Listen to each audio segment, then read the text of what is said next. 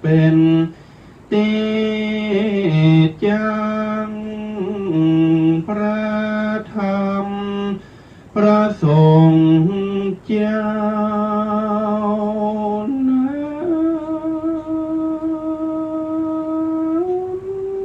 ขอเอากุณพ่อแม่ครูบาอาจารย์โต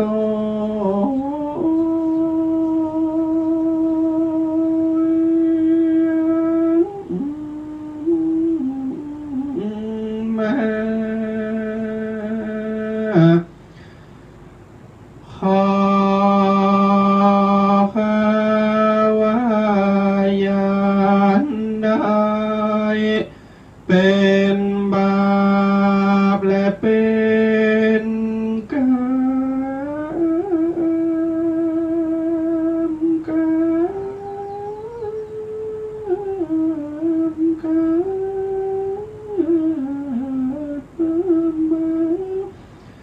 เป็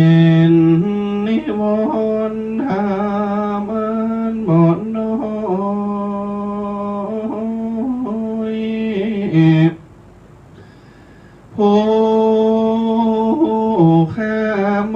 อ่อนน้อ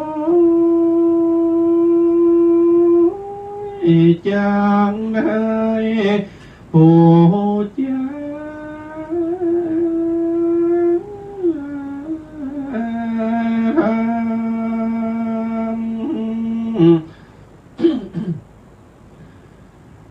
ขอเจริญตั้งเตวบุตรเทวดาโต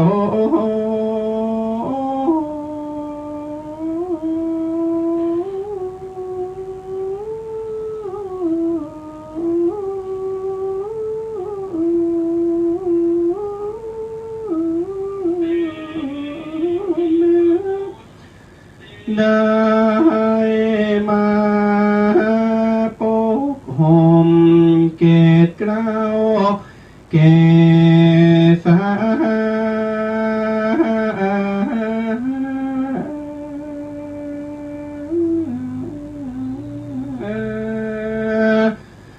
สามนาสันหาและมูลาสันหาตั้ง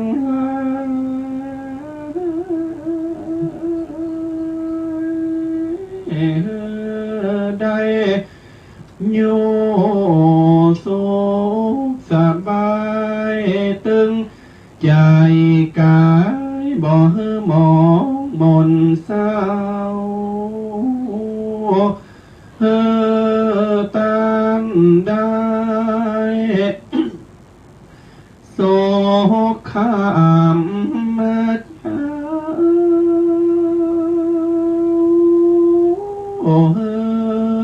มีทรัพย์สินเงินทองไหลเข้ามาดีขอตานมีโจบปีโจบเดือนวันยามนั้น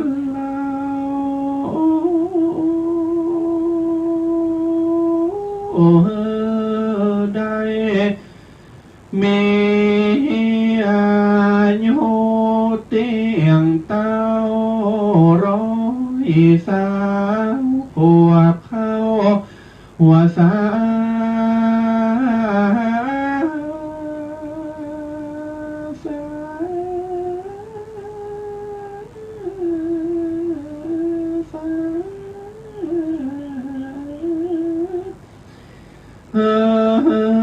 ได้พ้นจากโรคาพญาเธอหายมนเศร้า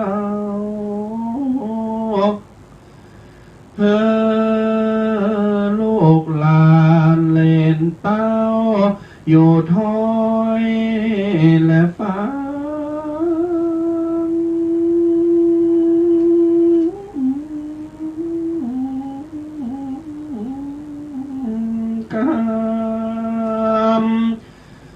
พอ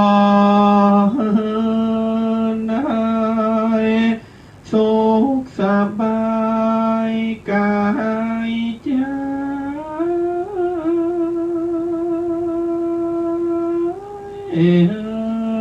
ได้เข้าใกล้นิพพาน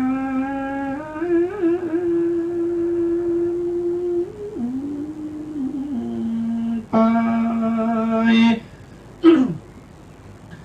ก็มี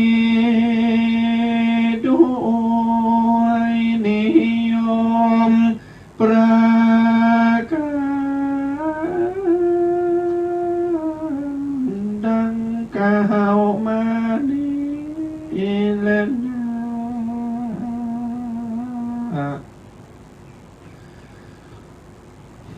จะ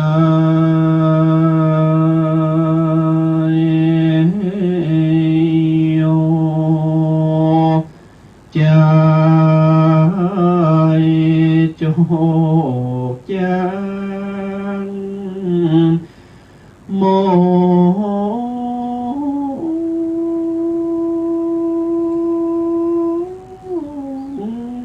กงโส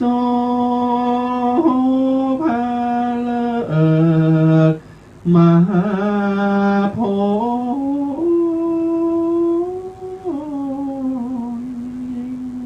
แล้วลาพระจุงมาโดนตันตั้งหลายสุขเกษมพอง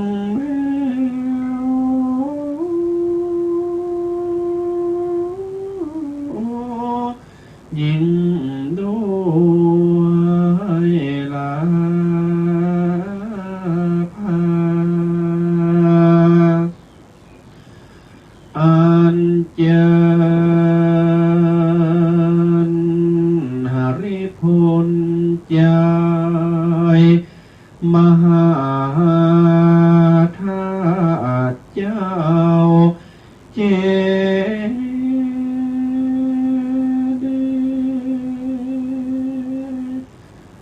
พระนางจามเทวี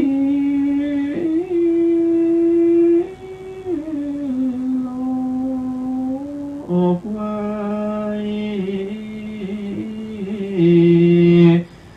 พระโรดหลวงละปูนกวนกาละปูนเมืองยกมือ10 นิ้วกายกิ้วเกษากราบไหวสาน้อมนบปูจายังพระทไตรรัตนะผ่านแผ่วพระแก้วเจ้าตั้ง3ประการ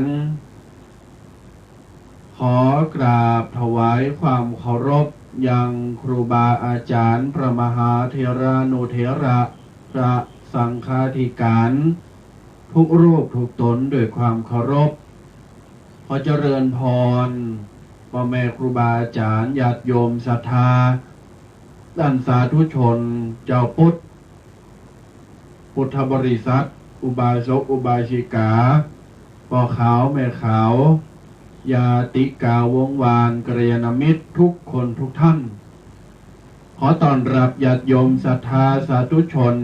เข้าสู่ช่วงของรายการวาทธรรมกำยองดำเนินรายการประจำเจ้าวันเสาร์ในวันนี้วันที่4มิถุนายน2564รายการวาทธรรมกำยองวันนี้วันที่5คอมตัวแดงลุสุมาตคอมผีบาก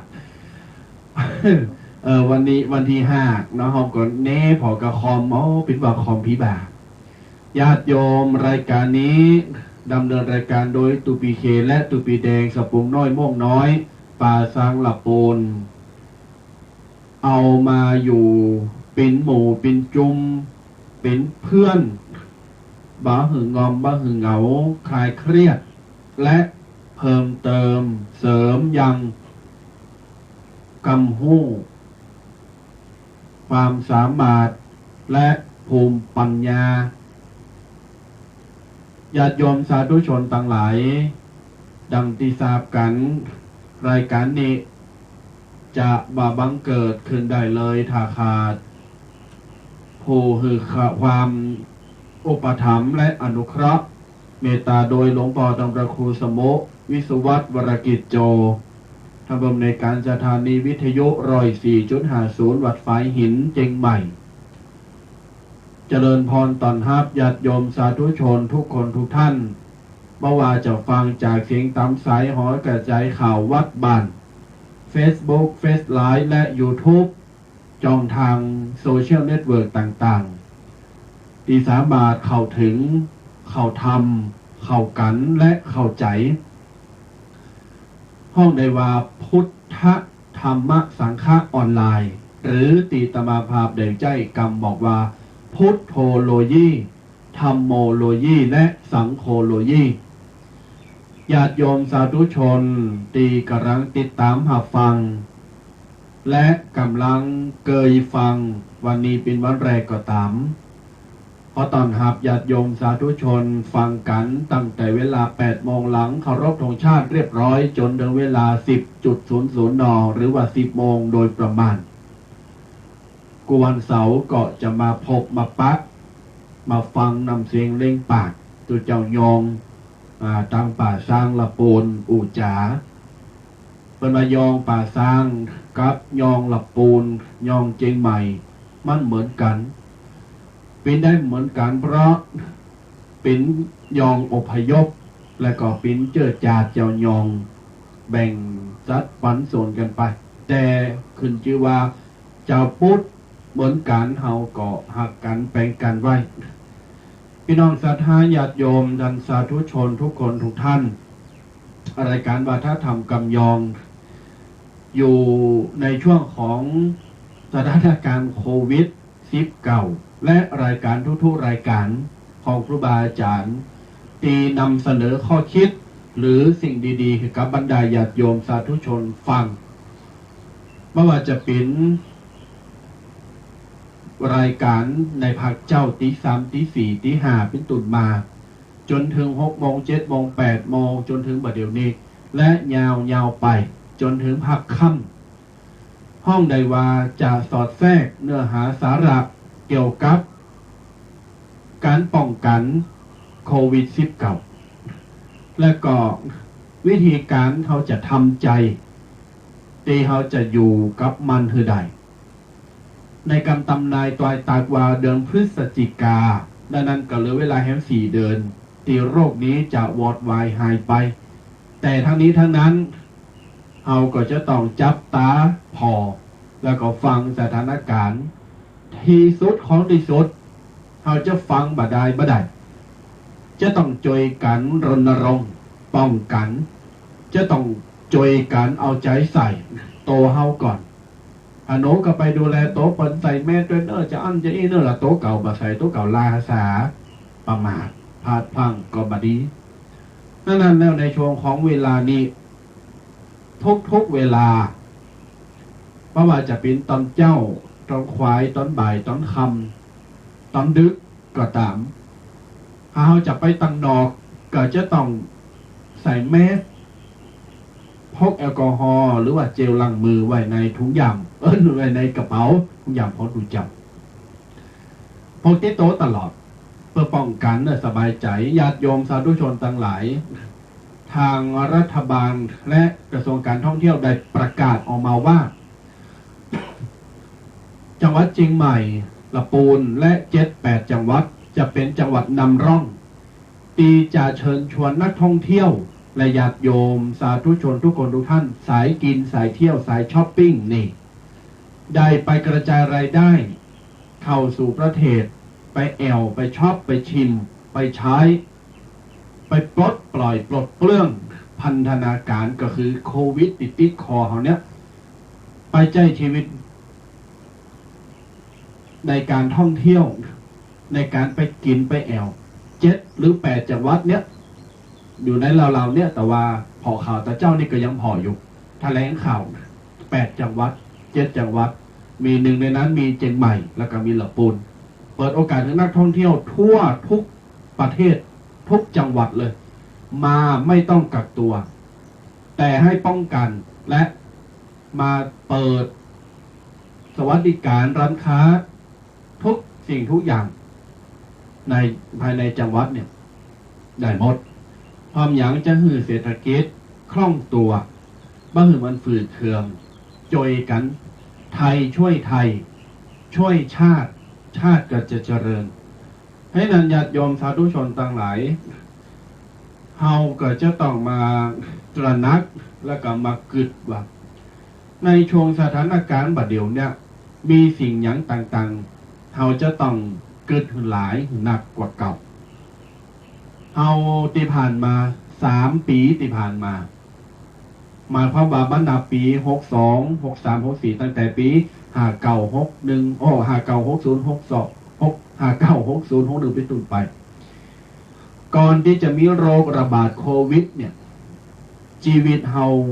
ทำงานฟุ่มเฟือยอยู่กับเพื่อนให้ความสนใจกับคู่แฟนหรือว่าสามีภรรยาสนใจในงานมากที่สุดมากเกินไปจนลืมให้ความสำคัญกับตัวเองและครอบครัวในช่วงเวลาเนี้ยในการกักตัวก็ดีหรือในการตีพักผ่อนพักงานอะไรอย่างต่างๆเนี่ยมาอยู่บ้านอยู่กับครอบครัวเป็นการชาร์จแบตตัวเองนะญาติโยมถือว่าเป็นการชาร์จแบตชาร์จพลังตัวเองไตรตรองว่าที่ผ่านมาเนี่ยข่าไปทำงานมกมนสมองมีการงานจะรับตาก็มีการเอกสารรับตาตึงไดเสียงเจ้านายกองหัวเป้าเข่ามีความสุขรับตาปุ๊บหันเจ้าหมูเจ้าฝูงไปกินเล่งกินเหล่าเมายากันรับตาปุ๊บหันอีตัวนั้นงามเมาะหันบ่าตัวนั้นโซหล่อเบ้าหล่อใบรับตาปุ๊บกูขัดไปกินหันกินนี่เกิดไปสักปักญาติโยมบางทีงานข้างค้านรับตาหันว่ากูจะไปทำงานใดมันเลี้ยงเจ้านายจะได้ด่ากูจะอั้นจะอั้นลืมอยู่กับตัวเองถามว่าเขาอยู่กับตัวเองจะได้รับตาปั๊บเกิดว่าประเดี๋ยวเนี่ยที่ผ่านมาเนี่ยฉันเหนื่อยพอหรือยังทำมายังพิษพาไปพองก็ถือโอกาสที่ช่วงเนี้ยช่วงเวลาเนี้ยพักผ่อนจิตใจพักผ่อนกายและแบ่งปันความรักหือกับโต๊ะเก่าเฮารวมไปถึงหือกับปอแม่ครอบครัวจากที่ไปทำงานบ่ได้มานั่งกินข้าวกับปอกับแม่เป็น2 ปี3 ปีบางคนเป็น10 กว่าปีแต่มาถึงเวลาปีกมาบ้านจะมานั่งกินข้าวกับปอกับแม่เป็นอายวะปุ๊บ สั่งฟู้ดแพนด้าว่าสั่งแกร็บว่าสั่งนั่นสั่งนี่กินในห้องปนเริ่มสนใจเป็นการทบทวนเป็นการเพิ่มพลังกายและพลังใจญาติโยมดังนั้นแล้วโควิดมีทั้งผลกระทบผลเสียและก็ผลพลอยได้ไปตัวในคณะเดียวกันญาติโยมผลเสียเขาก็ฮู้อยู่แล้วว่าเสียอะไรไปบ้างครูบาอาจารย์เปิ้นบอกว่าเสียใจได้แต่อย่าใจเสียสูญเสียได้แต่อย่าเสียศูนย์ญาติโยมดังนั้นแล้วในช่วงนี้ทำหือญาติโยมแม้กระทั่งวาตมาเขาเองตุเจ้าพระเนรเองบ้าคอยมีกิจนิมนต์พระโยมกโกตุเจ้าโกโกโยมเอาโควิดมาเปิดกันธโมสังโฆปีดีกัดอกคนละข้าวโต๊ะเก่าตุเจ้าอยู่วัดเนอะโยมจะอยู่บ้านแต่สมัยบัดเดียวเนี้ยพุทโธโลยีธรรมโมโลยีสังโฆโลยีบวกกับเทคโนโลยีระบบออนไลน์มันมีญาติโยมหลายวัดหลายสำนักหลายอารามตลอดจนถึงหลายโครงการเปิดโอกาสให้ญาติโยมทำบุญออนไลน์นี่อยู่บ้านก็ทำบุญได้อยู่บ้านก็ทำบุญได้ทำบุญออนไลน์พร้อมเพลย์หรือโอนมาก็ได้เหมือนกันเนี่ยหลายวัดทำแบบนี้ไม่ว่าญาติโยมบัดใดไปทำบุญที่วัดก็สามารถตั้งจิตอนุโมทนาผ่านมือถือโอนไปหาบัญชีวัดบัญชีตุนันตุนี้ได้หมดได้บุญเหมือนกันหมดนี่ญาติโยมแต่ทั้งนี้ทั้งนั้นในช่วงบัดเดี๋ยวนี้สถานการณ์บ้านเฮาเริ่มคลี่คลายขึ้นแล้วเราพ้นจึงหมายกันยังต่างๆบ้านเฮาเนี้ยจะกินจะทานก็เริ่มไปได้ปกติยังแบบปกติแต่ก็เริ่มทำกันได้เฮาจะต้องมันสร้างคุณความดีกับสร้างกำลังใจ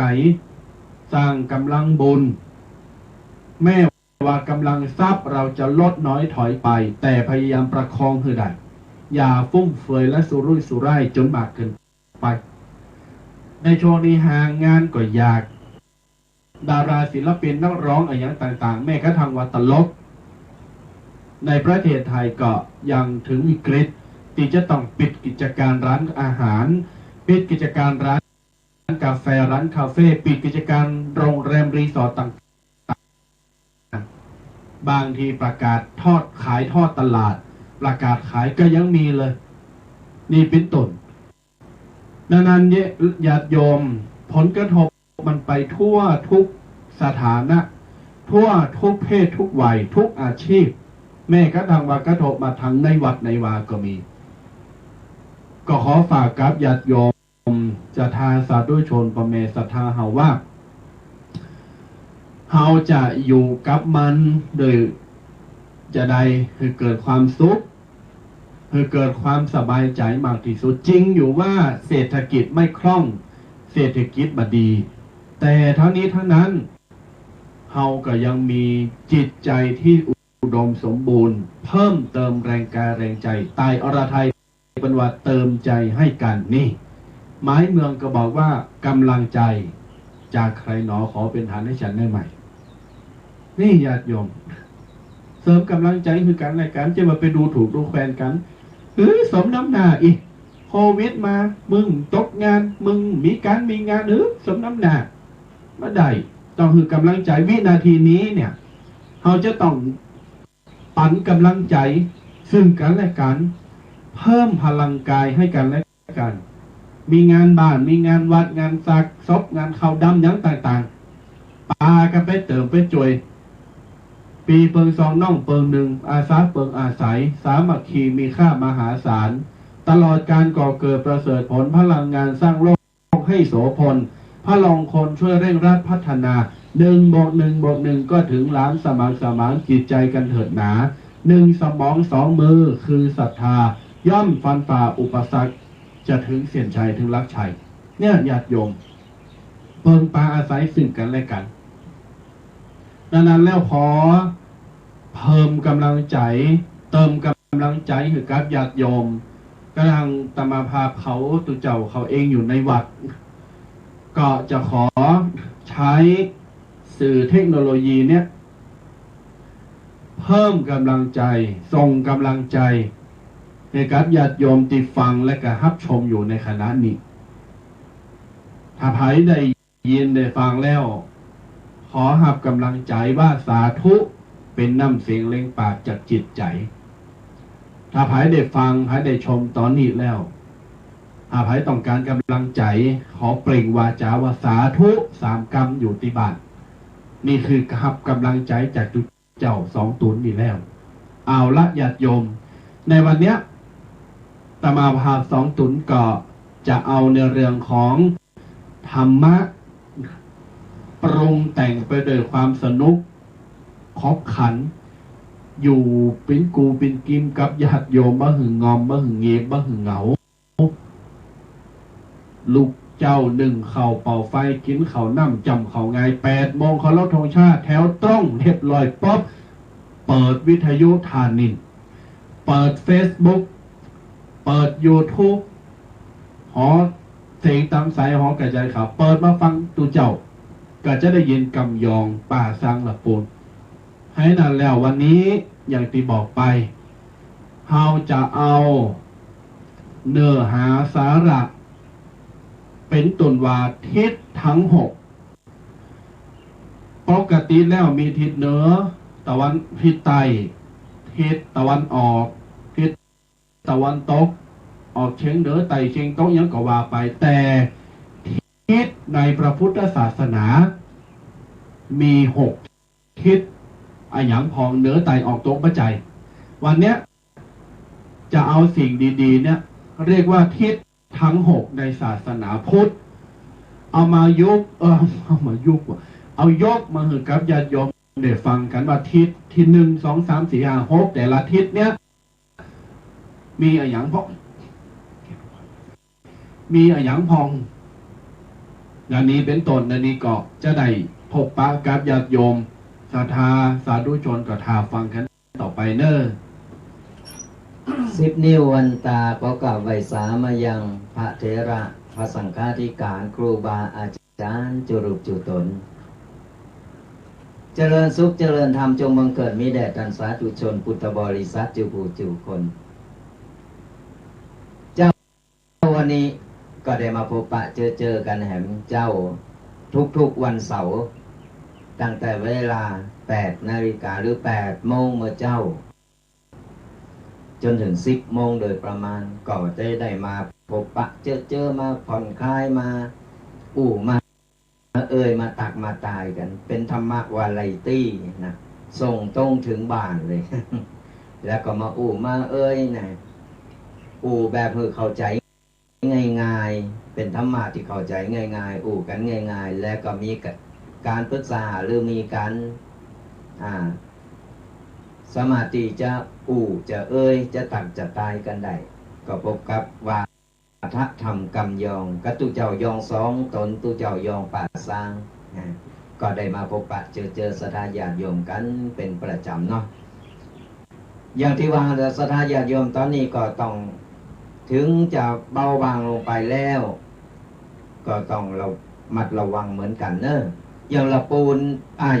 ป่าสร้างเขานี่นะ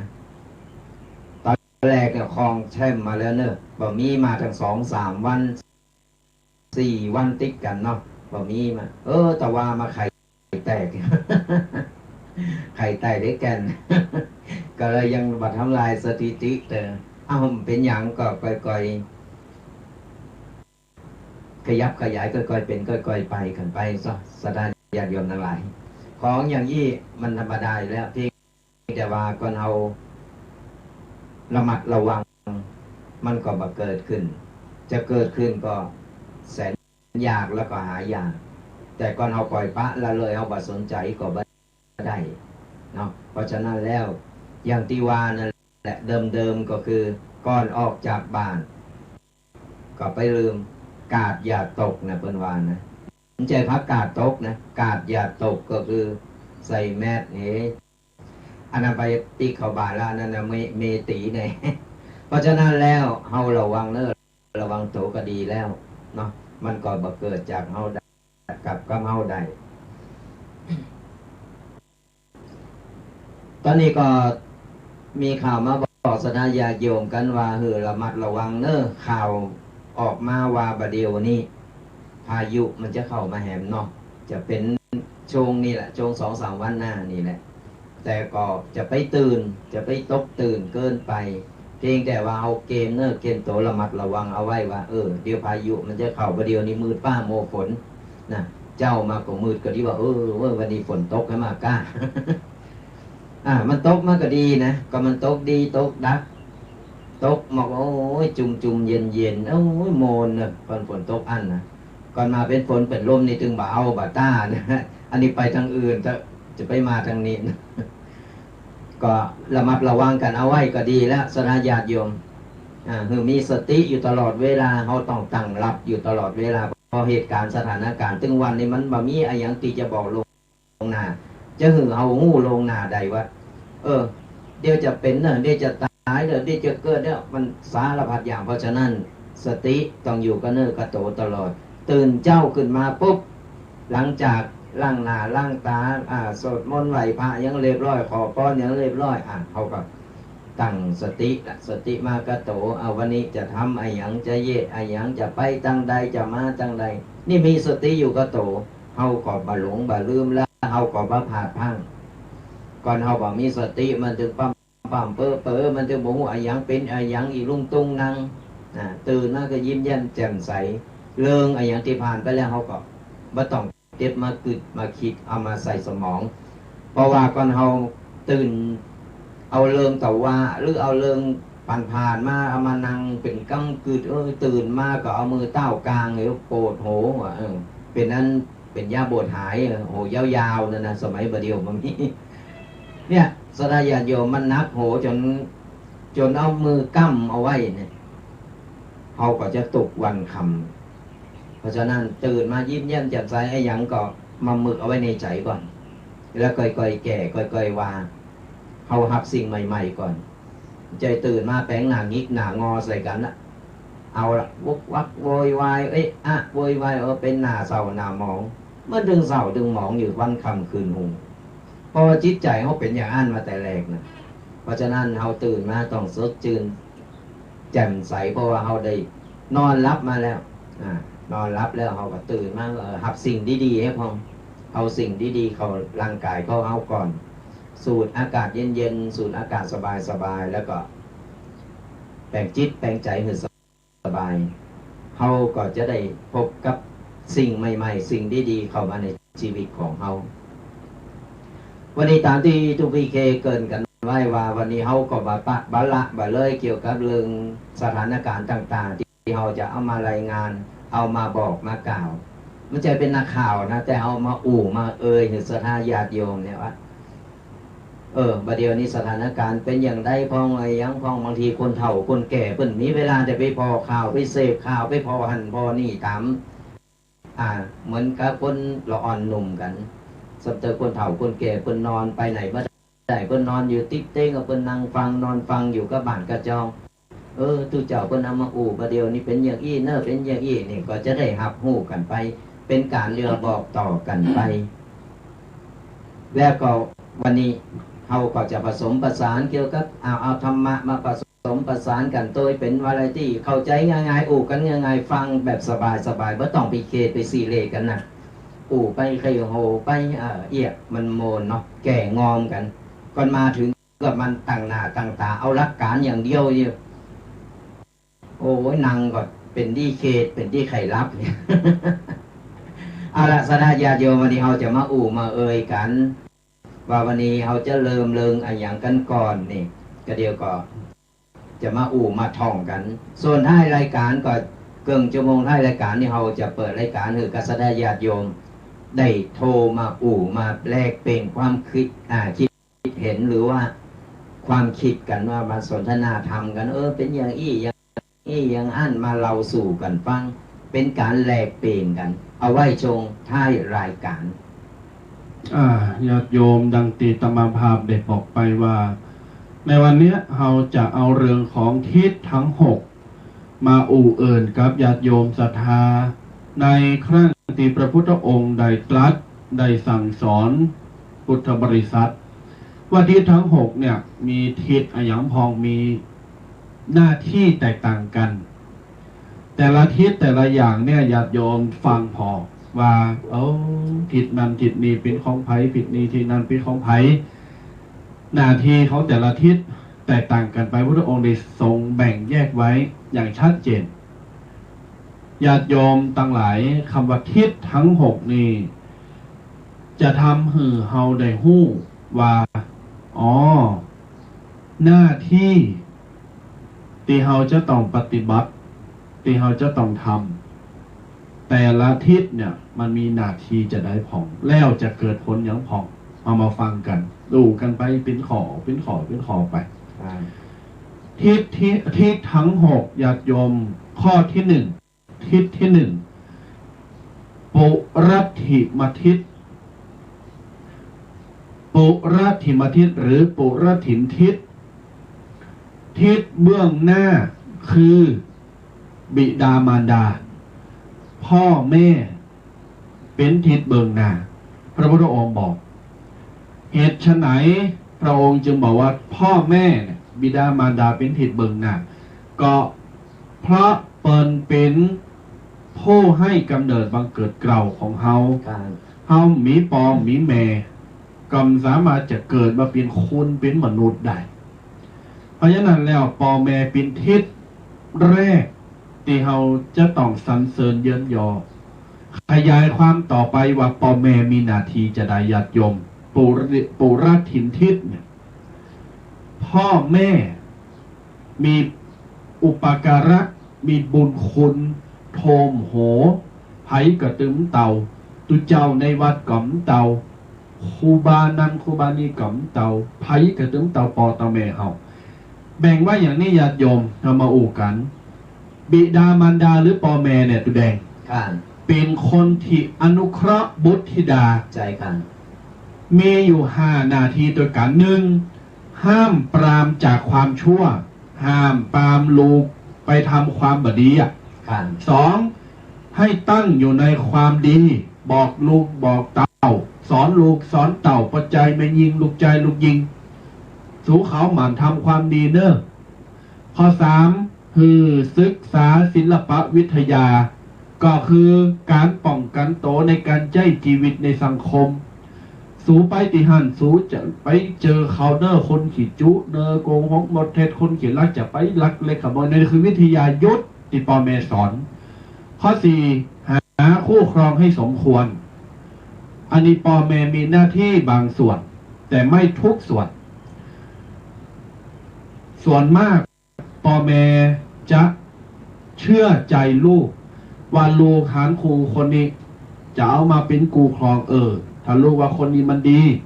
พ่อแม่ก็หันตัวแต่ถ้าวันใดแผงฤทธิ์ออกมาแล้ว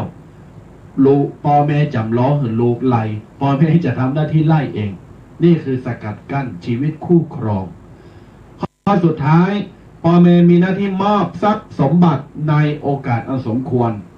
อย่างที่เฮาได้ยินคำว่าพินัยกรรมหรือว่าอะไรก็เวลาเปิ้นตายแล้วเปิ้นยกทรัพย์สินเหือเปิ้นห้องกรรมว่าอย่างก็มรดกยกมรดก5อย่างหน้าที่ของพ่อแม่แล้วเอามาอู่กันข้อที่1ห้ามปรามลูกไม่ให้ทำความชั่วตุแดงในสังคมบัดเดี๋ยวเนี่ยบ่ว่าจะเป็นที่ไหนคำว่าความชั่วเนี่ยมันเป็นคำที่คนทับบ่ได้บ่ว่าจะในศาสนาเฮาความชั่วก็คือผิดศีล5แล้วฆ่าสัตว์ตัดชีวิตลักเล็กขโมยน้อยเล่นจู้สู่สาวขี่จุหมดเท็จกินเหล้าเมายา5อย่างเนี้ยนี่พ่อแม่สามัญปกติพ่อแม่จะห้ามลูกถักบ่คือทำความชั่วต่อไปส่งเสริมให้ลูกทำความดีตุแดงความชั่วกับความดีมันเป็นของกูกันแต่บางคนถามว่าจุเจ้าก็พ่อแม่สอนลูกคือทำดีแล้วก็ลูกมันเย็ดบดีเนี่ยมันเป็นคนบดีเนี่ยมันไปฆ่าเปิ้นมันไปตีมันไปขี้เหล้าเมายาเนี่ยพ่อแม่ก็สอนจะดีแล้ว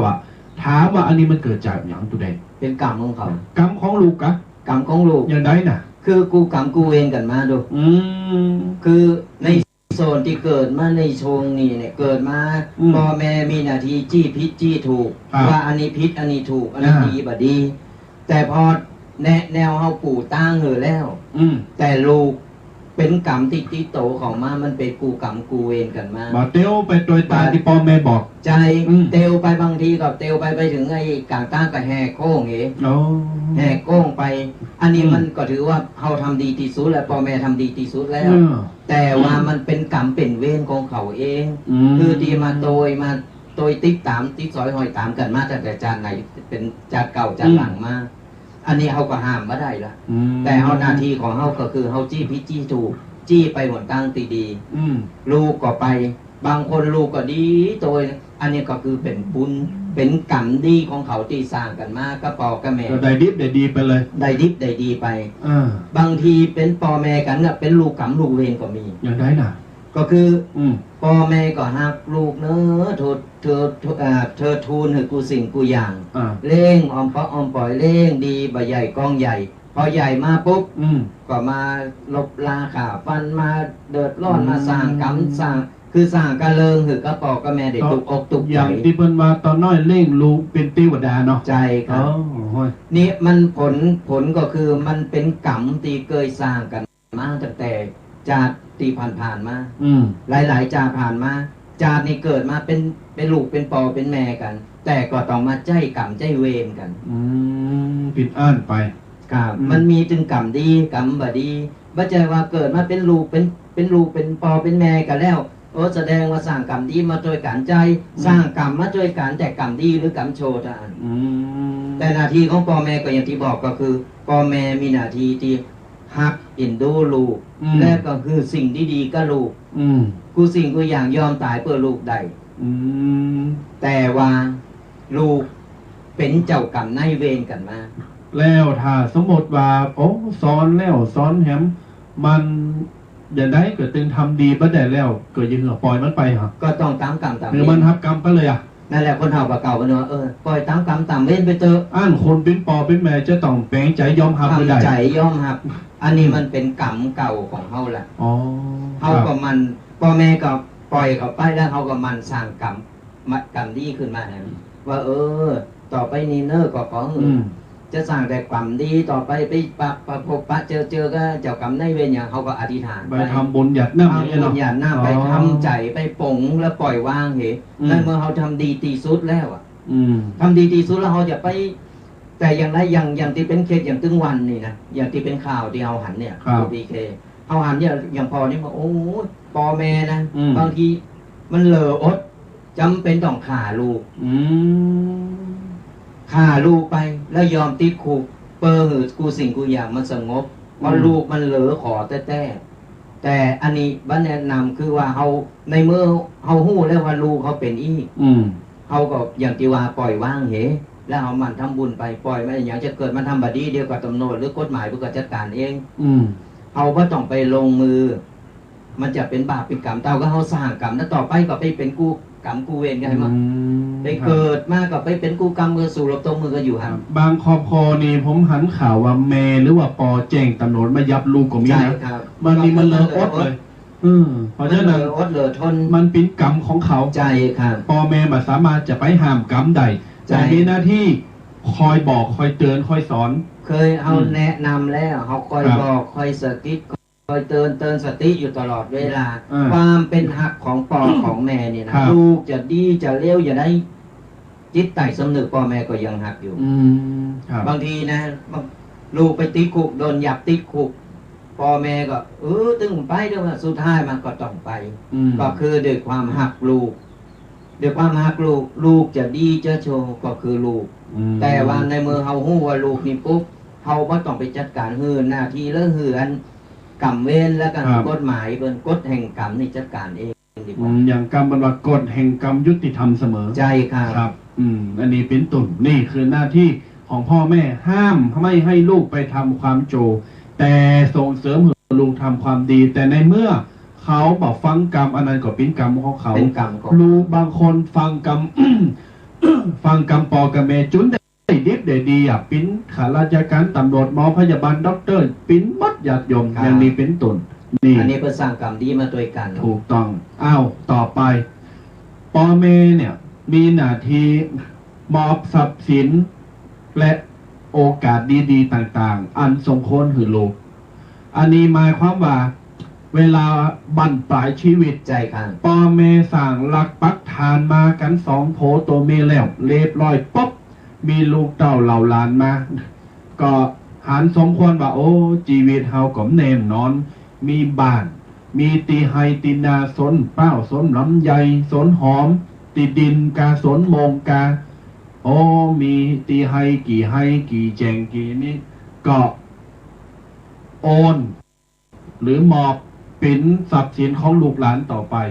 ในโอกาสตีตั้งหน้าเฮาจะหมดลมหายใจซื่อๆก็คือเฮาจะตายไปก็หมดของหมดเนี้ย เป็นบ้านที่เฮาอยู่ก็ตามยันต่างๆตกเป็นของลูกของหลานโดยอัตโนมัติแต่ทั้งนี้ทั้งนั้นขึ้นอยู่กับพ่อแม่ตัวใจครับบางคนไปขู่เข็นเต็กข่าโอ้มึงเอาตีดินมาหือกูเหรอนี่ลูกนะมึงเอาตีดินหือกูไปจำนองจำนำป่อแม่เป็นน้ำหูน้ำตาอันนี้กรรมที่ใจญาติโยมเป็นบาปเป็นกรรมเป็นห้องลูกกรรมลูกเวรอ๋อลูกกรรมลูกเวรเพราะว่าอย่างตีวานั่นแหละคือทรัพย์สมบัติกูสิ่งกูอย่างเฮาหิหามาในเมื่อเป็นกูโผโตเมก็แล้วหิหาขึ้นมาก็ต้องมีลูกมีเต่าขึ้นมาทรัพย์สมบัติที่เฮาหามาเนี่ยมันว่าใจมันเป็นของเฮาแค่โชว์ข่าวมันไม่ได้ว่าก็อย่างที่โหว่าตายมันจะได้ขนออกไปต่อเผาอย่างไปเถอะเผาไปก็ตาน่ะคือมันจะแบกจะขนขึ้นไปโตยนี่มันเป็นไปบ่ได้จะเอาไปได้ก็คือบาปกับบุญต่ออันแม้แต่ร่างกายที่เฮาหักเฮาโหงเฮาแหนเนี่ยเพิ่นเอาไปเผาเลยไปเผาก็กลายเป็นธาตุต่างๆไปเป็นธาตุดินน้ำลมไฟไปแล้วก็เฮาได้ไปแก่คุณงามความดีบาปบุญคุณโทษที่เฮาได้สร้างได้ทำเอาไว้ทรัพย์สมบัติกูอย่างมันก็ต้องตกมาเป็นของลูกก็คือนี่แหละเป็นมรดกตกทอดตีจะยกคือลูกคือปะคือเต่าไปเพราะว่าความหักความเอ็นดูและเป็นทายาทที่จะสืบทอดเป็นทอดเป็นกันต่อไปเนี่ยศรัทธาญาติโยมทั้งหลายถึงบอกว่าทรัพย์สมบัติกูสิ่งกูอย่างระหว่างเฮามีชีวิตอยู่เนี่ยเฮาหิเฮาหามาใจมันเป็นของเฮาในโชว์ข่าวจากนั้นปุ๊บเฮาตายปุ๊บเฮาแบมือเปิดเอาน้ำไปหดขึ้นรถมือแม้แต่น้ำยศเดียวนี่เฮาเอาติดไปบ่ได้เลยมันก็ไหลลงมาอย่างหมดเฮาได้กับคุณงามความดีเป็นว่าสมบัติผัดกันชมใจค่ะ คือตอนนี้เป็นของเฮาต่อไปก็เป็นของคนอื่นไปเป็นของลูกของหลานไปและยังมีคติอยู่หลายเรื่องหลายอย่างเนี่ยที่จะบอกเหนือศรัทธาญาติโยมอ่ะไผที่มีลูกหนักมีลูกหนักถ้ามีทรัพย์สมบัติอย่างเนี้ยคือเขาจัดแจงแบ่งไปเลยเพราะว่าสักวันเขาหู้โตว่าสักวันหนึ่งจะถึงเวลาที่เขาจะต้องไปแล้วเขาก็ทำจัดแจงทำแบ่งคือมันนี้ไปตามคือมันถูกต้องตามก่อนเขาอยู่ดีๆก่อนเขาบัตรเทบัตรเยบัตรทำไว้เกิดปุ๊บปั๊บตายไปปุ๊บทรัพย์สมบัติต่อไปก็เป็นซึกในตระกูลมีปัญหากับลุงมีปัญหาพอแม่ตายแล้วก็ทีนี้ก็ปีน้องมาฆ่ามาฟันมาแต่งกันเป็นบาปเป็นกรรมเพราะว่าเปิ้ลบอกว่าเงินทองไม่เข้าใครออกใครใจครับเงินทองแบบไม่ปีแบบมีน้องแบบมีญาติแบบมีเปิลแบบมีฝูงแล้วมันตกใส่ไผ่มาถึงอย่างว่านั่นแหละตั้งแต่วันนี้ไปเฮาหูจักกันแล้วนะอันนี้เฮามีเงินมีทองเนี่ยญาติโยมนี่คือหน้าที่ของพ่อของแม่ที่จะต้องจัดสรรปันส่วนหรือรู้หาประการในทางกับการดูแดงมาฟังว่าลูกไม่ว่าจะเป็นลูกสาวลูกชายเนี่ยมีหน้าที่อย่างกระป๋อกระเมก็5ประการเหมือนกันใจค่ะข้อที่1ปอแม่เล่งเฮามาเฮาก็จะต้องเล่งเปิ้นตอบแทนใจครับคำว่าเล่งตอบแทนนี้สามารถเล่งจะได้ไปสุมาเดินไปไปขี่ไปเยี่ยวกันหรือเล่งจะได้ตอบแทนนี่มันอยู่ที่คนเนี่ยคือคนบางข้างนี่ไงปอแม่แก่เฒ่าชราอายุนักเพิ่นก็มีนะ80 90ช่วยเหลือตัวเก่าบ่ได้อันนี้เฮาต้องคอยบัดเดียวสมัยบัดเดียวมันทันสมัยด้วยก็ต้องไปไปล่างไปจกหันโล่งนี่ปัจจัยบัดเดียวแพมเพิร์นมันมีแพมเพิร์นแม่นายตัวแดงก็ใส่นิ่มเดี๋ยวเนี่ย บอลล่นเต็มเม็ดนั่นแหละ เนี่ยแพมเพิร์สเนี่ยสะดวกสบาย แต่ตามรักแล้วเนี่ยตามเปิ้นห้องกตัญญูกตเวทิเวทิตาคือเฮาเนี่ยต้องตอบแทนเปิ้นในมือตอนเฮาเนี่ยเปิ้นออมปออมปอยตอนเฮาช่วยเหลือตัวเก่าบ่ได้ครับพ่อแม่นี่แหละช่วยป้อนข้าวป้อนน้ำก้อยเป็นผ้าเป็นหั่นเป็นนี่หือใบใหญ่กล้องใหญ่อย่างที่ว่าก็คือล้อออมปออมปอยแล้วก็หลังจากใหญ่มาสอนหือเตียวสอนหืออู้ก็สารพัดอย่าง แต่ในมือเราอ่อนเพราะเฮาใหญ่ขึ้นมาแล้วเฮามีครอบครัวแล้วพ่อแม่ก็เริ่มจะอ่อนกลายเป็นละอ่อนไปละจะเริ่มช่วยเหลือตัวเก่ามาได้ละยิ่งแก่โตไปก็ยิ่งแก่ไปก็ยิ่งเหมือนละอ่อนไปติ๊กคือมันจะย้อนปีกไปเหมือนเก่าเพราะฉะนั้นในมือเขาแข็งแรงแล้วเขาก็สามารถที่จะเล่นตอบแทนเปิ้นได้ดูแลเปิ้นหน่อยไปพออีปออุ้ยแม่อุ้ยอีปออีแม่กินอย่างล่าครับคนเฮานี่เปิ้นขี้น้อยใจครับลองพอเราลองกองหาหันนี้พอก็ลูกไปไหนลูกอย่างโยมแม่ทุกปีเหมือนกันคือบางทีเนี่ยบ่ได้มามีเวลาไปหาเปิ้นนะเปิ้นอยู่บ้านก็จะโทรศัพท์ไปอู่อย่างน้อยเปิ้นก็ชื่นใจดีใจได้ยินเสียงเปิ้นก็ชื่นใจแหละแล้วเฮาไปอู่มีอันนั้นแบ่งปันเปิ้นก็อย่างหยังเฮาก็ที่เปิ้นกินได้เฮาก็เอามาหือเปิ้นกินอันนี้บ่ใจพอเปิ้นตายไปเรียบร้อยไปตกข้างโรงอีปอมากินเด้อเปิ้นก็กินบ่ได้ก็เปิ้นลงมาก็โตไผโตมันลงมาก็โตไผโตมันนั่นแหละเพราะฉะนั้นตอนยามเปิ้นอยู่เนี่ยเปิ้นขยากหยังเปิ้นกินหยังได้เฮาก็พยายามกินเปิ้นบ่สบายเฮาก็ปล่อยไปอยู่ปุ๊บไปดูแลเหมือนที่เปิ้นเยะเฮาตอนเป็นละอ่อนแล้วถามแห่งกรรมหนึ่งในทางกลับกันว่าถ้ายามตีพ่อแม่ยังบ่เฒ่าบักแก่ยังไปไฮไปโซนไปนาได้เฮาก็เป็นละอ่อนตอนแดนเป็นวัยรุ่นวัยลามเฮาจะช่วยเล่งดูอย่างไดเฮาก็ต้องอันดับแรกนะเฮากำลังเริ่มต้นที่จะเป็นหนุ่มเป็นวัยรุ่นเป็นหนุ่มเป็นสาวอันดับแรกที่เฮาจะช่วยเหลือพ่อแม่ได้คือจะไปดื้อบันลึกเนาะเป็นเด็กดีเจอกรรมพ่อแม่ไปเยการมาโอ้ยจืนอกจืนใจเฮายังไปเยการยังไม่ได้เฮาเป็นละเอกละอ่อนยังอยู่ไว้เฮนอยู่ปีกมากับเกียรจัดเกมปัดกวาดผิวยังวัดว่าบ้านจองห้องหอซักผ้าซักหยังเปิ้นลูกไฮลูกนาลูกโสนมาเปิ้นก็ดีอกดีใจเป็นเด็กดีตั้งใจเห็นดีนี่คือเป็นคนดีเป็นเด็กดีคือพ่อแม่เต้าอีกก็ว่าเขาช่วยพ่อแม่นี่ต่อชีวิตพ่อแม่ได้จานนั้นยามหนุ่มยามสาวใดดิบดีมาก็ส่งเงินส่งทองไปในวัยเฮนมาแล้วหลังจากเฮนไปแล้วเนี่ยวัยทำงานเขาได้เงินปุ๊บเก็บเงินแบ่งเป็นโซนในของเฮาใจในโซนของครอบครัวโซนของพ่อแม่วันปีใหม่วันแม่วันอะไรอย่างสำคัญเฮาก็ซื้อพวงมาลัยซื้ออย่างไปเปิ้นจืนองค์จะกำลังใจของเปิ้นเนี่ยกำลังใจนี่ดีที่สุดบางทีลูกยังบ่หาเงินบ่ได้ขอเฮามีกำลังใจหนึ่งเป็นคนดีเป็นคนกตัญญูต่อพ่อแ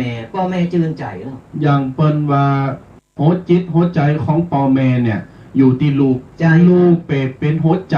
หนึ่งดวงใหญ่ๆสำคัญของพ่อแม่แก้วตาดวงใจของพ่อถ้าหันลูกทำบดิบดีหัวใจสลายทันทีน่ะโอ้ยมันจึงอยู่ไหนกินไหนบ่ได้อย่างตัวแดงเกิดมีลูกมีเมย์เลยบ้าพออย่างเกิดมีลูกซะท่าดูใส่อารมณ์เลยเพราะฉะนั้นอันนี้คือหน้าที่ที่พ่อจะต้องทำพ่อแม่ทำต่อลูกและลูกทำต่อพ่อแม่เรียกว่าทิศปุรัตถินทิศหรือปุรัตถินบัทิศทิศเบื้องหน้าบิดามารดาหรือพ่อแม่ต่อมาทิศที่สองทักขินทิศหรือทักขินทิศทักขินทิศลิ้นหวานเบิดบานแปลว่าทิศเบื้องขวาครูบาอาจารย์นี่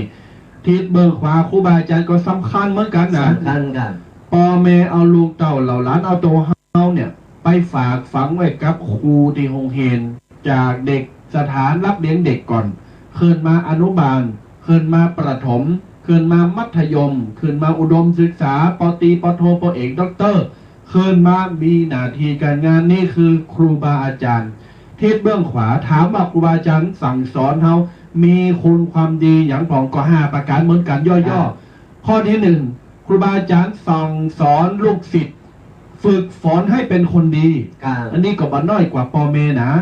ครูบางคนหักลูกศิษย์เหมือนลูกเลยเดี๋ยวกันมาอู่กันข้อที่2สอนให้เข้าใจในเนื้อหาและมีความรู้แจ่มแจ้งชัดเจนข้อ3ครูบาอาจารย์สอนสังคมใดย้อนมาข้อที่1ข้อที่2ฝึกฝนให้เป็นคนดีมีความรู้นี่หน้าที่ของครูมันมี2 คำเปรียบตัวแดง1อาชีพครูและครูมืออาชีพ2 คำนี้ฟังแล้วอาจจะคล้ายๆกันแต่เวลาฟังแต่ต่างกันโดยสิ้นเชิงความหมายมันต่างกันใช่อาชีพครูก็บางคนจบครุศาสตร์จบด่านครูไปเป็นครูทำหน้าที่ตามเป็นครูเห็นแบบนี้ความหักความห่วงใยมีจิตวิทยาความเป็นครูสอนก็สอนไปสั่งก็สั่งไปข้อที่2ครูมืออาชีพนี่คือจิตวิญญาณของความเป็นครูสอนลูกศิษย์ลงหาใจหัวจิตหัวใจใจความหักทนุถนอมไปตัวนี่คือครูมืออาชีพและบัตเตาแต่นั่นครูก็ยังสอนศิลปวิทยาชีพที่สามารถออกไปแล้วหรือว่าคณะที่อยู่ใจความหู้ความสามารถไปต่อสู้ไปไม่ใช่ไปฟันกันไปตีกันนะไปใช้ชีวิตในประจำวันแก้ปัญหาง่ายๆใจวิทยายุทธลักการแก้ปัญหานี่คืออาชีพครูมืออาชีพและใช้จิตวิทยาในความเป็นครูบาอาจารย์ทิศขวาแล้วก็มาในทางกลับกันศิษย์เนี่ยลุงศิษย์ลุงหาอย่างเขาเจ้าข่าตั้งหลายจะทำต่อครูจะได้ตัวแดงครูทำต่อเฮาสั่งสอนอบรม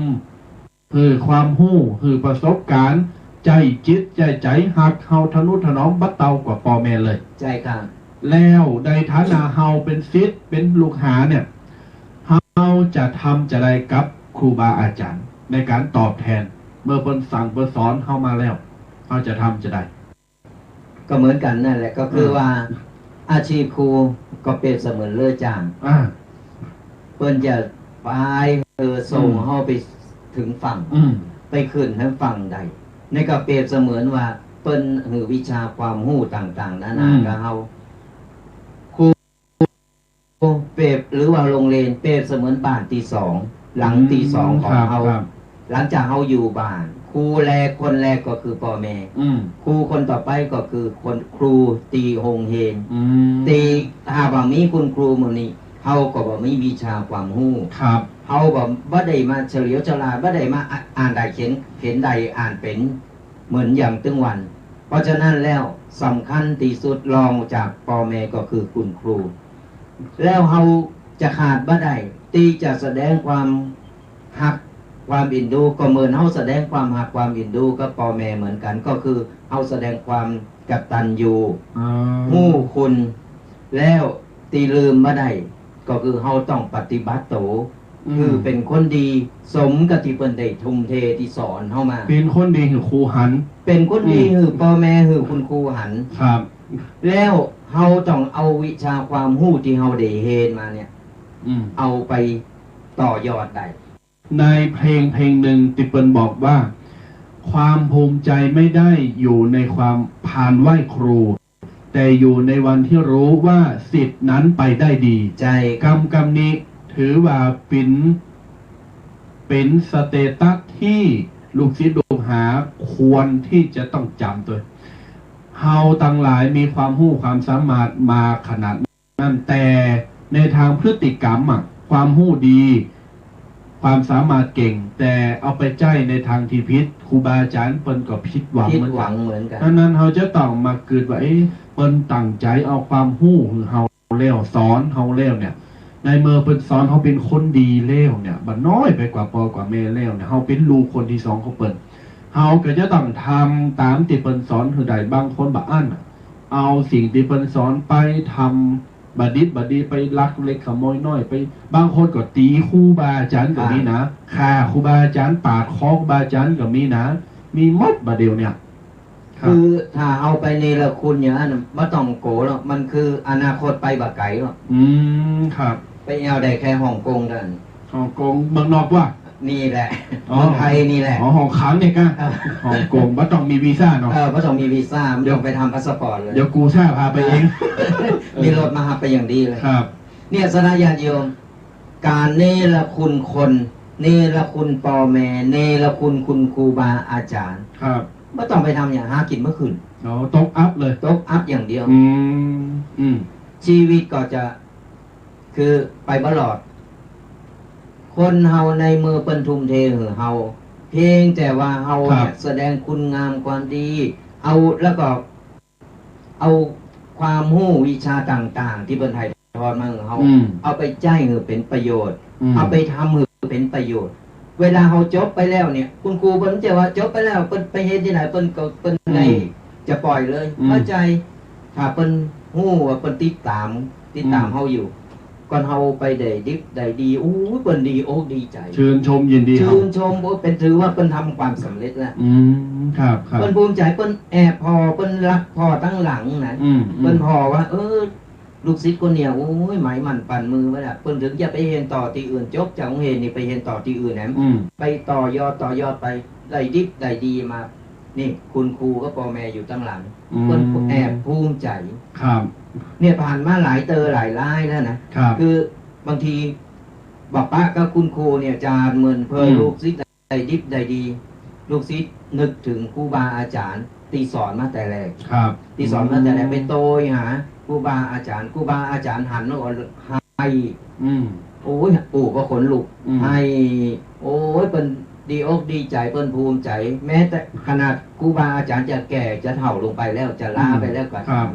อาจจะปลดเกษียณไปแล้วก็ว่าเป็นปอครูแม่ครูเป็นปอครูแม่ครูเปิ้นก็ภูมิใจอ่ะเปิ้นติดสอนหน่อยตามนี่ลูกศิษย์เปิ้นแอบภูมิใจเพราะฉะนั้นเฮาจะไปเนรคุณก่อนบ่มีปอคุณแม่บ่มีคุณครูบาอาจารย์เนี่ยเฮาก็บ่ได้มาเป็นอย่างอี้บ่ได้มาเป็นครูเป็นคนมาอย่างอี้หรอกบ่มีความรู้บ่มีประสบการณ์อีกเลยเฮาอ่านก็ไก่ก็ไข่บ่ได้หรอกมีไผมานี่เฮานอกจากคุณครูบาอาจารย์นั่นอันนี้คือทิศเบื้องขวาก็คือครูบาอาจารย์ต่อมาทิศที่3คือปัจฉิมทิศเบื้องทิศเบื้องหลังก่อนทิศต่างหลังคือไผได้แก่สามีภรรยาขอใจคำว่าผัวเมียสามีภรรยาเนี่ยเป็นทิศต่างหลังหมายความว่าจะได้หมายความว่า2คนเนี่ย2กูเนี่ยพระพุทธองค์บอกว่าสามีพึงเอาใจใส่ภรรยาและภรรยาเอาใจใส่สามี5อย่างอย่างใด1ยกย่องสมฐานะภรรยาหรือสามี2ไม่ดูหมิ่นไม่ดูถูกกัน3ไม่นอกใจกันไม่กามีนั่นเอง4มอบความเป็นใหญ่ไว้เนื้อเจอใจในการทำงานเอาเงินมาเล่งครอบครัว5หาเครื่องประดับหรือของขวัญเอามาปันเอามามอบให้ตามโอกาสนี่คือ5อย่างดีสามีภรรยาจะต้องทำให้ได้ง่ายๆสิ่งที่ดีที่สุดก็คือไม่ผิดศีลข้อ3กาเมสุมิจฉาจารไม่ไปเล่นจู้สู่สาวไปคบค่าสมาคมกับคนนั้นคนนี้ไม่มีบ้านหลังที่2บ้านหลังที่3บะมีน้อยบะมีอย่างต่างๆมีหลวงอย่างเดียวถือให้เขาเป็นอันดับ1 number 1นั่นน้องนะนี่ คำเมืองทิพย์ญาติโยมนี่คือสามีภรรยาแล้วก็บางคนตัวแดงสามีภรรยาบางคนโผปิ้นขี้เหล้ามาตบมาตีมาเตะมาฆ่าเมก็มีมาฆ่าลูกตัวเก่าก็มีอันนี้เป็นกรรมของโผของเมเนาะกูกรรมกูเองแล้วอย่างเป็นว่าโผเพจเมผีโผเพจเมยักษ์แล้วยือเขาถึงมาปากันได้เป็นกรรมของเขาเลยเมดีละโผบดีแล้วคนบดียังไปอยู่กับคนบดีเป็นกรรมใช่ไหมเป็นกรรมของเขาเนี่ยคือกูมัน เป็นกรรมเป็นเวรพระเจ้าปุเพสันนิว่ามันเป็นปุเพอารวาสเนาะบุพเพอารวาสคือโผแก้วเมขวัญก็มีอันนั้นนะเป็นสร้างคุณงามความดีมาด้วยกันอยัญชนะมันดึงดูดมาปากันจะอยู่ที่ไหนตามนั้นก็ตามเพิ่นเคยทำบุญมาด้วยกันครับเคยอธิษฐานเคยทำบุญอย่าได้ก็ตามเพิ่นมาปะกันเพิ่นก็เป็นโผแก้วเมขวัญครับถือไม่เต้ายอดทองกับบองยอดเพชรเพิ่นห้องว่าศีลเต่ากันก็คือศีล5 ข้อเต่ากันคือบาเบเบนบาไปเล่นจู้บาไปกระตาต่างๆนั่นนะเพิ่นห้องคนเฮาคนศีลเสมอกันมันถูกกันได้มันอยู่กันได้เอาใจเปิ้นมาใส่ใจเฮาจูนเข้าหากันครับจูนเข้าหากันที่นี้มันก็ทำมาหากินมันก็เจริญรุ่งเรืองไปบ่มีเรื่องอื่นเข้ามาโผพันบ่มีเรื่องอย่างที่มาตบตีมันนี่ถ้าโผแก้วเมแก้วอันนี้นี่ตีกันทุกวันเนาะก็โผแก้วเมแก้วก็ไปตีกันยังหรอก็สบีก็คนแก้วกินไปกินมาก็ตีกันนี้อ๋อจบค่ะโผแก้วเมแก้วอันนี้โผเผ็ดเมผีนั่นแหละก็คือกูจะเอาอย่างตอนใหม่ๆก็ฮักกันดีฮักกันดีพอกินมันก็ไปได้แก้ว2 แก้วเอาละเอาไปเอามาใส่กันละตุบตับหมูให้เป็นไผ่อันนี้เป็นห้องกูกรรมกูเวรเปิ้นได้สร้างกันมาได้มาพบปะได้มาเนี่ยคือมันคนเฮาเกิดมามันจะมีอย่างเนี่ยที่ว่ามันจะดึงดูแล้วคนนี้ถูกจัดตาขนาดคือนี่คือจาติแล้วเนี่ยได้ผูกคีกันแล้วก็หันอย่างว่าบางกูนี่ตนนี่ดีเสมอตนเสมอไปแล้วตอนหลังบัดดีอ่ะดอกใจคู่ครองอ่ะแล้วก็ไปตีไปตบกันนี่อย่างก็คือจาติแล้วเนี่ยจาติแล้วเนี่ยเปิ้นได้เป็นได้พัดโผพัดเมกันนั่นแหละกำจัดก่อนเนาะกำจัดก่อนมันโตมาจาตินี้มาก็มาแก่แค้นกันแหมอายัญชนะหมู่ต่างๆมันเนี่ยมันจะดึงเข้ามาหากันมาปะกันโอ้จาติแล้วมึงคนนี้เป็นแม่ยิงคนนี้เป็นพ่อชายเคยเจ้าสู้ก็เนี่ยตอนนี้ไอ้เป็นแม่ยิงเขาเกิดเป็นพ่อชายเกิดเป็นพ่อชายมาเจ้าชู้ต่อแหมคือแค้นกับไปแค้นกันมาก่อนตายเนี่ยก่อนจะตายเนี่ยจิตใต้สำนึกมันเกิดขึ้นจิตใต้สำนึกเกิดขึ้นมาบางทีเนี่ยเอาความแค้นไว้ในสมองคือนึกอย่างเดียวว่ากูทำโชว์ไว้กูแค้นคนนี้นะจะต้องตายไปกูจะขาดกูจะผูกจองจำคือผูกเจ็บผูกใจเจ็บกันว่าและสุดท้ายมาพอเกิดมาปุ๊บจิตใต้สำนึกนะมันยังอยู่อย่าปิดมันใจกรรมมันอยู่ที่ไหนมันจะต้อยหากันได้อย่างที่เบิ้งขาเบิ้งแก่งนะอยู่ดีๆกับบ่ฮู้จักกันเลยเอาปืนไปยิงกันตายก็คือจาติแล้วมันได้ทำกันไว้มันจะโต้ยมาอย่างนี้แหละคือกฎแห่งกรรมนี่มันแน่นอนที่สุดแล้วยุติธรรมมันไม่อย่างนี้ได้มาเปลี่ยนแปลงได้เพราะฉะนั้นแล้วการที่เราจะเป็นกูโผโตเมกันแล้วตกลงปรงใจกันแล้วลงหมอลงเขาต้องศึกษากันก่อนศึกษาจิตใจก็ไปกันได้ก็ประเดี๋ยวนี้ความผิดของเขาอย่างนี้เนอะความผิดของคนนี้อย่างนี้นะเขาปั๊บแล้วจูนหากันได้ก็เขาหากันอู่กันไม่ใช่ว่าคนนี้มามือเปิดโอ้ได้คนนี้สะใจแล้วไปเอาใหม่แฮมมันก็บ้าใจคือนี้มันก็สร้างกรรมสร้างเวรกันไปแฮมเพราะฉะนั้นแล้วเขาจูนกึดว่าจะสร้างไอ้เป็นในครอบครัวที่มีสมบูรณ์แบบที่พร้อมแล้วเนี่ยเอาก็ตกลงปรงใจแล้วก็เอามาปั๊บกันก่อนพิษโหกันก่อนแล้วก็มาอยู่ด้วยกันแต่สมัยเดียวมันง่ายอ่ะถูกใจเปื้องใจหน่อยปะละเดียวบาหันหน่ะจะก็อยู่ด้วยกันได้Facebook นี่ Facebook ติ้งโตที่รักทำอะไรอยู่คะได้กันแล้วอยู่กันได้เดินไปขากันจบขาเนี่ยมันจะเป็นกรรมเป็นเวรไปติ๊กเพราะฉะนั้นแล้วเนี่ยคือเฮาคิดว่าจะมาเป็นกูโรงหอเราโรงด้วยกันแล้วเนี่ยสร้างครอบครัวด้วยกันคือมีความสุขเฮาต้องปรับเข้าหากันก่อนแล้วมีศีลเท่ากันก็คือฮู้จักทำบุญคนหนึ่งชอบทำบุญคนหนึ่งว่าชอบทำบุญก็คัดกันมาไปตัวกันไม่ได้มันต้องมาปั๊บเขาคุณชอบทำบุญปลากันเขาวัดเขาว่าปลาไปยังไงอันนี้ศีลเต่าเสมอกันเปิ้นว่าศีลเสมอกันมันอยู่กันเหมือนบ่ต้องไปแล้วก็บ่ต้องมาโอ้ชอบคนนั้นชอบคนนี้มันคือจิตใจมันก็บอกแกว่งแบบไปทางใดมันจะอยู่ที่เก่าเพ เพราะฉะนั้นเราต้องมาปรับความเข้าใจกันนี้ก่อนอย่างเปิ้นว่าคือพอปู่ย่าตายายเฮาอ่ะใจครับสามคนนี้ตายกันจากกันยามเฒ่าเลยนะเก่า10ไป10ปลายอ่ะอยู่ด้วยกันที่เต่าตายอยู่เจ้าเนาะนี่แหละคือคนเฮาเนี่ยถ้าอยู่ในอันเป็นห้องปุเพสันนิวาสครับมันปุเพอารวาสมันก็อย่างตีหันนี่แหละอยู่ได้เมื่อกี้เดียวโอ้ยตอนแต่งงานโอ้ใหญ่โตมโหฬารใครอยู่ที่ไหนนี่จะเดินมาหมดได้เดินไปหมอบัตตันดำหมอเข่านะบัตตันดำเรียบร้อยละเลิกกันแล้วไม่ยังมาเจอขึ้นมาล่ะนี่แหละ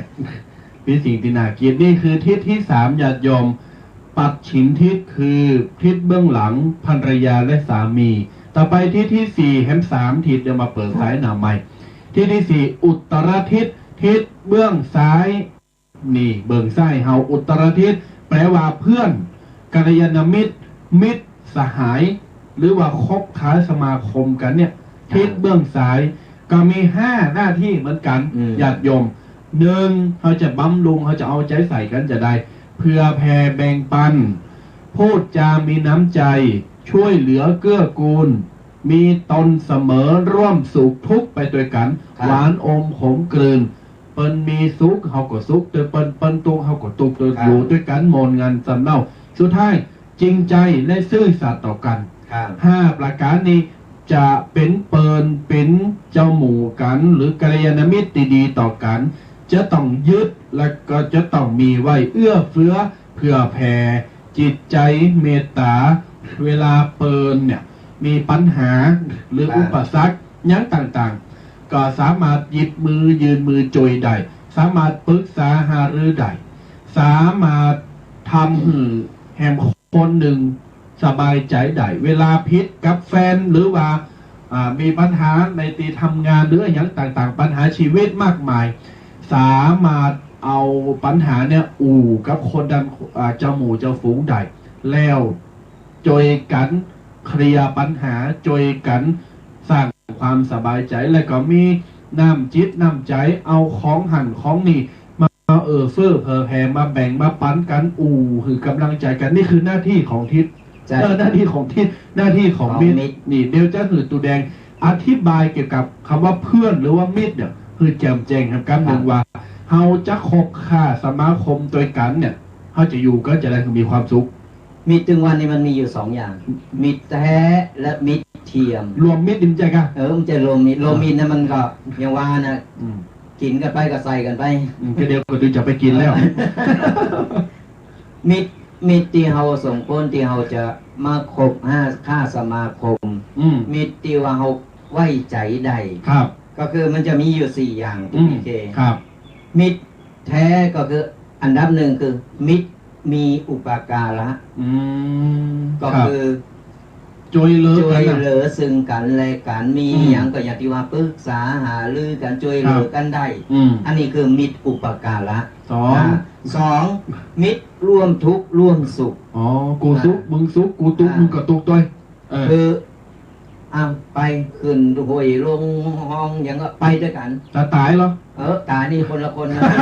ตายนี่มาตายด้วยกันเนาะตายด้วยกันก็ครับว่าลมซุกด้วยกันย่าลมซุกลมตุกตัวกันมาตายคือมาตายด้วยกันมันบอกหัวคนเอาไปขาดตัวตายก็เป็นบาปคนตายเขาก็ไปช่วยไปอย่างอีกแล้วแถมหน่อยเขาก็ถึงตายอยู่แล้วแต่คนไปใครจะไปก่อนบอกหัวไปก่อนกูเลยมิตรข้อ3มิตรข้อที่3คือมิตรแนะประโยชน์มิตรแนะประโยชน์ก็คือแนะนำในสิ่งดีๆปาไปในสิ่งดีๆมาใจว่าเฮ้ยวันนี้ไปคุณเนอะนั่นโตนึงเนอะ2โตเนอะอายังกับบ่ฮู้อายังน่ะบ่ฮู้เปิ้นอย่างนั้นน่ะไก่เนี่ยมี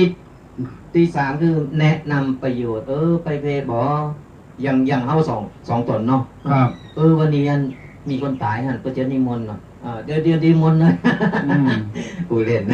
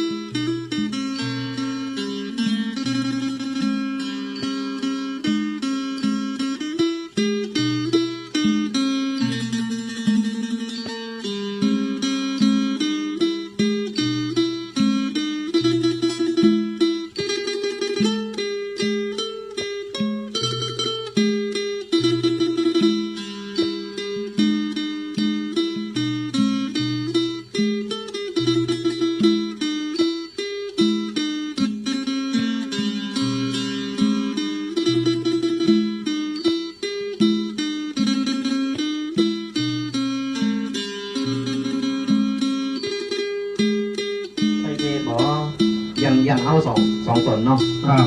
วันนี้มีคนตายก็จะนิมนต์เนาะเดี๋ยวนิมนต์เลยกูเล่นเนี่ยแนะนำประโยชน์หาตั้งธรรมาหา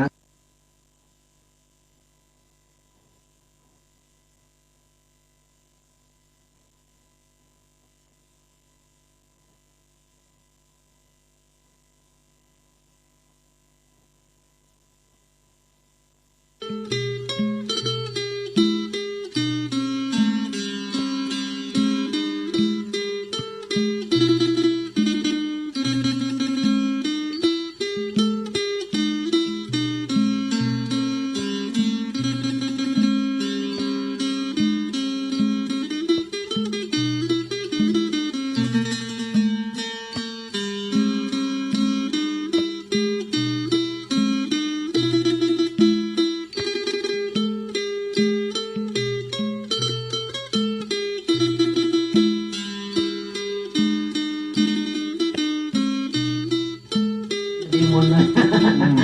กูเล่นเนี่ยแนะนำประโยชน์หาตั้งธรรมาหา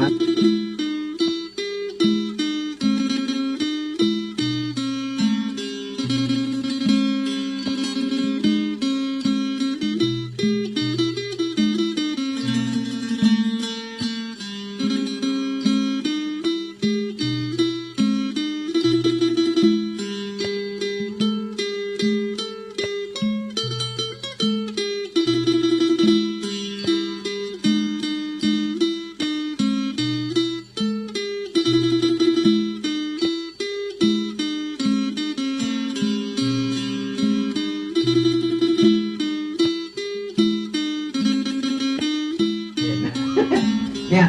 แนะนำประโยชน์หาตั้งธรรมาหา